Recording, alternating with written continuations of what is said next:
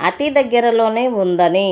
Hebrew 12:2. నీవు దేనిని గురించి విశ్వసిస్తున్నావో, నీ ముందు ఉన్న వాగ్దానములు, నీవు ప్రార్థిస్తున్న ఆ కలల నెరవేర్పు, అవి ఇప్పటికే మార్గంలో ఉన్నాయి.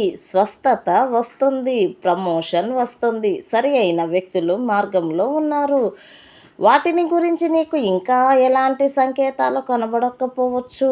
ప్రతిదీ ఒకేలాగా కనిపిస్తుంది. వాటికి ముందుగా జరుగుతున్న నీవు చూడలేనివి ఏంటంటే, తెర వెనుక దేవుడు నీకు తప్పుగా ఉన్న వ్యక్తులను దారి నుండి తొలగిస్తూ, చీకటి శక్తులను వెనక్కి నెట్టేస్తూ, ఆయన నీకు అనుకూలంగా పనులు జరుగునట్లు ఏర్పాటు చేస్తున్నారు. నీకు అవసరమైన విరామాలను వరుసలో ఉంచుతున్నారు. ఆయన విశ్వాసమునకు కర్తయు దానిని కొనసాగించువాడునై మరియు మన విశ్వాసాన్ని పూర్తి చేసేవాడు అని పిలువబడుచున్నాడు.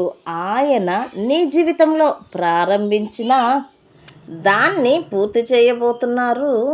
నిన్ను విడిపించడానికి దేవుడు నిన్ను ఇంత దూరం తీసుకురాలేదు. నీ ముందు పెద్ద సవాళ్ళు ఉండవచ్చు, కానీ మనము పెద్ద దేవుణ్ణి సేవిస్తున్నాము.